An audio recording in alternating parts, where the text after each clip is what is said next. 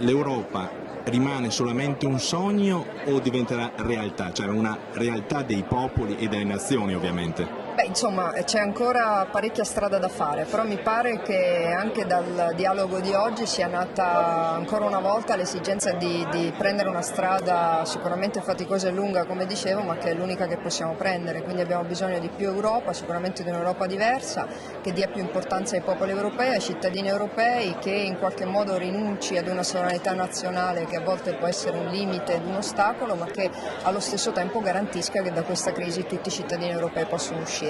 Mi pare che più che un sogno ci sia un'accelerazione verso la realtà. E immaginiamo una palla di cristallo, cosa vedrà lei nel 2013? Beh, direi che veramente ci vorrebbe forse il Mago Telma, non lo so davvero, c'è una politica che cambia con una velocità impressionante a cui non eravamo abituati.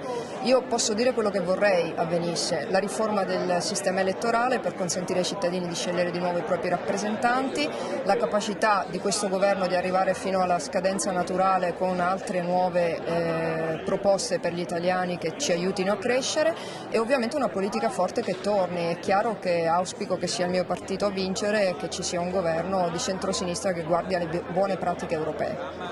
Pari opportunità quando vedremo un Presidente del Consiglio donna?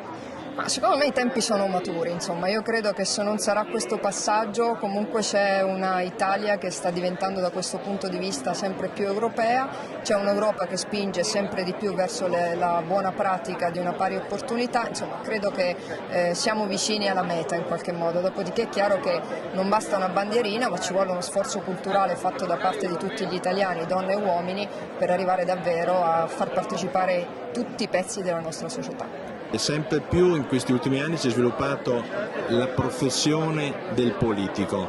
Non dovremmo cambiare, butto lì un'idea, 2 mandati e poi tutti a casa a rifare quello che facevamo prima?